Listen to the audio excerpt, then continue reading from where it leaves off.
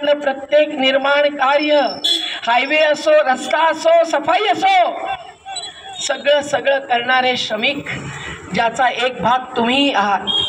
तुमचं काम तर इतक्या लाख मोलाचं आहे की तुमचं काम नसेल तर कोरोना काय 100 व्हायरसेस येतील.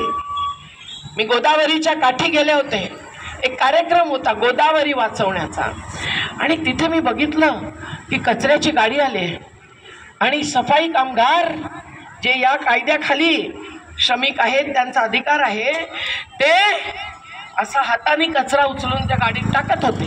त्याच्यामध्ये अनेक मास्क होते, त्याच्यामध्ये अनेक डॉक्टर्सनी घातलेली जे काय होतं ते किट्स ते फेकलेले होते, आणि त्यांना मास्क नव्हता, त्यांना काही नव्हतं, हातात ग्लोव्ह सुद्धा नव्हते.